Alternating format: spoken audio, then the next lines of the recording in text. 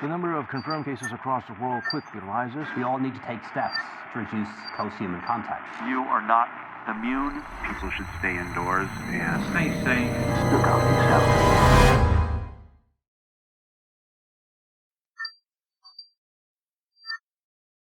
Hey guys, what's up? And welcome back to the ApocaLICKse Chapter 2. So, this one is going to be exciting for me because I couldn't wait to show you guys this lick. It's explosive and it's, I think, a fitting and intense end to this first guitar solo in this chapter that we've been learning. And this is what it sounds like.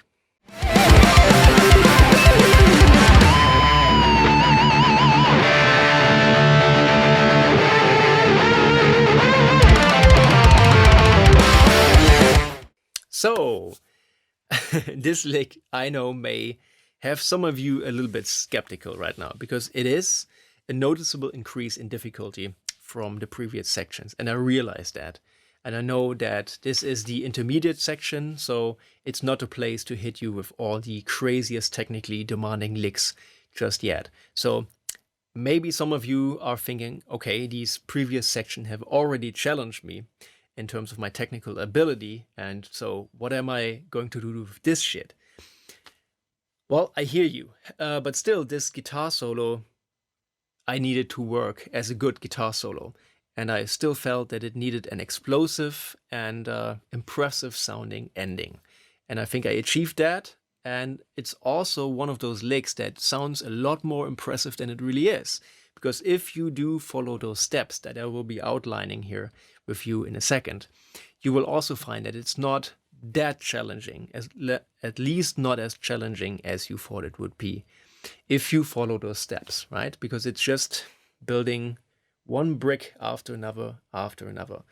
And this is the way a lot of these licks go, right? They may seem intimidating and hard to do on first glance, but then if you pick them apart and see these different elements that go into them, which you can break down, practice on their own, and just perfect, in a relaxed way at your own home and your own pace, and then you bring them together, then it just seems a lot more doable. So now, without further ado, I will be taking you through this lick, and I hope that even though you think this is challenging, you will stick with me, and I have full confidence in you guys being able to do this. So, this is going to be using the pentatonic box once again.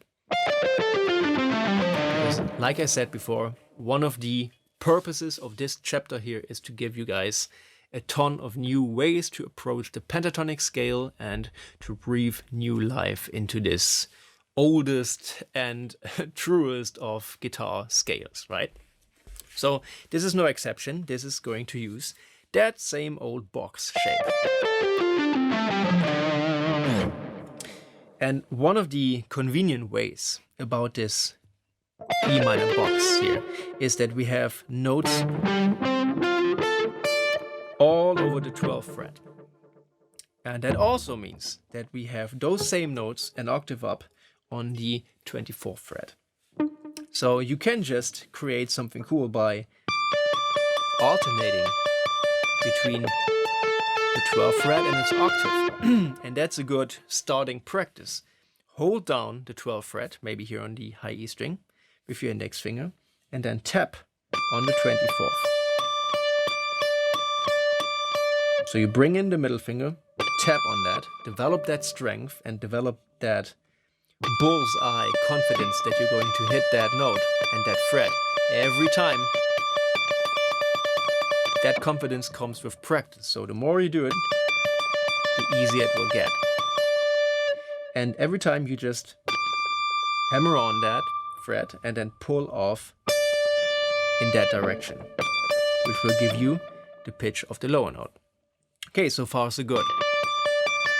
Now what if we bring in another finger in the left hand? And then we have the index finger and the ring finger on the fretboard at the same time. So now, every time we pull off with that middle finger, we get the sound of G of that ring finger on the 15th fret. Now, what if we make it a 3-note thing instead of a 2-note thing. And we do hammer with the right hand, pull off to the left hand, and then pull this one off to the index finger. 1, 2, 3.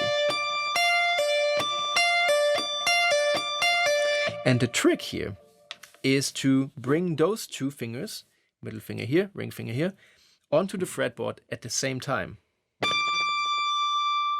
So both of those hammer on at exactly the same time, but only the highest one with sound. And that gives you the ability to just quickly pull off to that note, and now pull that one off, and repeat the whole endeavor.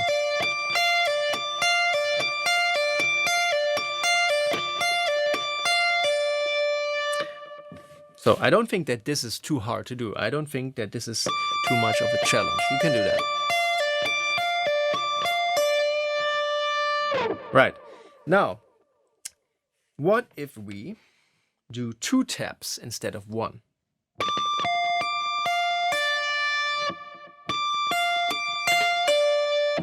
Also seems doable, doesn't it? So it's tap, pull off, tap, pull off, pull off. And again, at the beginning of each repeat, you want to bring in the ring finger in the left and the middle finger in the right at exactly the same time.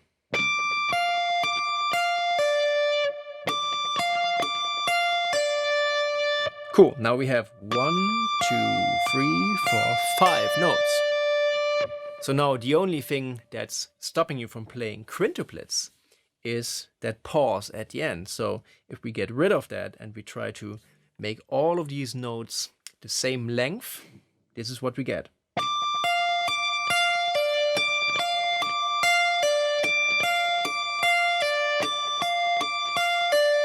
And I'm pretty sure that that is also doable for you guys so far. Just remember to bring those 2 fingers onto the fretboard at the same time. There, there, there. And that's the secret. So now that we have quintuplets going, you can work on making these a little bit faster and more controlled.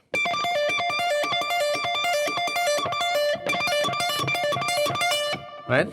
And it takes a bit of getting used to playing these double taps in the right hand, because before we had this long way to go to bring the finger up and down, right, to get that intensity and that power going to create the note. But the faster we go, obviously the less of such a long way we have.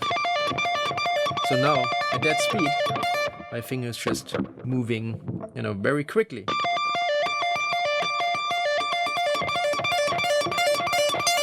But again, that's a practice thing, that's a confidence thing. The more you do it, the more you realize that you don't need those long distances in order to create a good sounding tap note.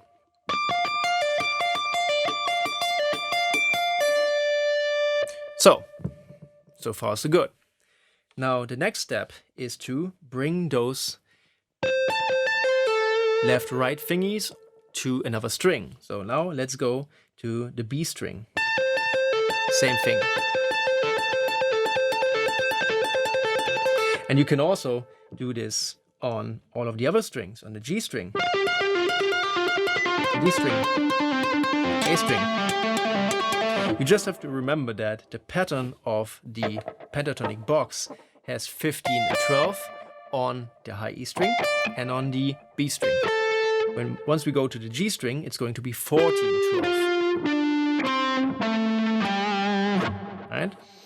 And now here's another little secret that comes into play when we change strings within this lick. And it is actually something that we have been working on over the course of this lick. So when we play the first group of 5, and now we go to the next string, we want to bring, again, those 2 fingers onto the fretboard at the same time, on the 15th and on the 24th fret. So as we do that, the index finger will remain on that string for a bit. So go to next string with those 2 fingers, and in that moment when we are hammering on, on that B string, only then the index finger will leave the E string and then will silently, behind those two notes, go to its place on the 12th fret on the B string. Focus on that finger. All right? I hope you can see how this index finger is leaving the string and changing strings a little bit later than those ones every time we go to a new string.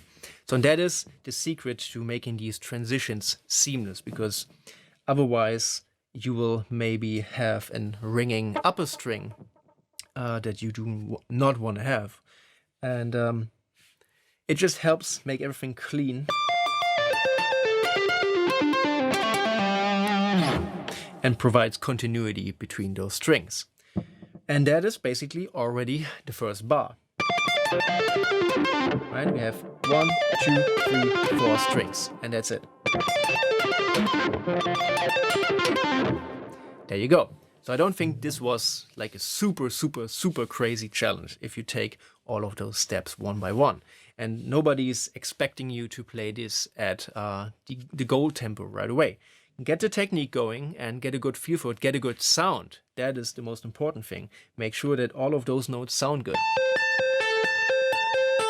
And full and even, right? And the rest will come in time. So now, then in the second bar, we will be basically doing the exact same thing, just that we are starting on the B string and that we, instead of the 24th fret, tap on the 19th. So it's going to be same thing. In terms of technique, tap, pull off, tap, pull off, and then to this one. Then go to the next lower string, the ring finger and the right hand middle finger at the same time. And then keep bringing that index finger down a little bit later.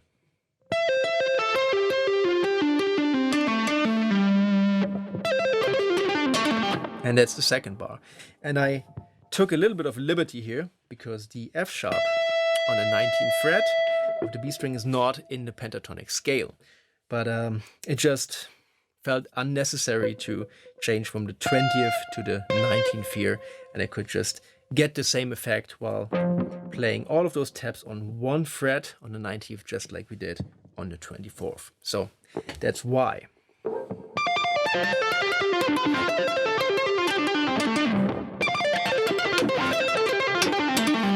And at the end, once we're there, we will be going back to the D string, bend that up with a little bit of help from the index and middle finger on the 12th and 13th fret, and then bend that note E up to F and add a little bit of dramatic pinch harmonic in the right hand. Not that one. There it is. And then let the bend return slowly. And do another pinch harmonic. Extra dramatic. And that is the ending. That is the lick. So I hope that you were able to get all of this and take it step by step. And I have, again, full confidence that you guys will be able to master this lick just as you mastered probably the ones before that. And if you don't, I mean, you can still take the idea and make it your own and do your own variations on it. That doesn't need to be as fast as this one, and maybe uses a different pentatonic, a different position. You can experiment and you can make this your own technique, right? I always say really freely that a lot of the techniques that I've developed over the years came out of me trying to recreate what my heroes were doing, but being unable to do it in the exact same way. So I took the ideas that they had about playing and applied them in a way that was more suitable to me, to my physique and to my tastes and to my abilities. And that led to so many things that I now call my own style. So you can do the exact same thing. You just need to have an open mind and not to be too focused on playing that exact thing that I tell you to play, but just take those ideas, take those concepts, and don't be afraid to experiment and to make your own little, version of it. That'd be the greatest thing that could happen, maybe, right? So all of that being said, this has been the first guitar solo here in this intermediate chapter, and there's one more full guitar solo coming up. So I'll see you on the other side with more licks. Bye bye.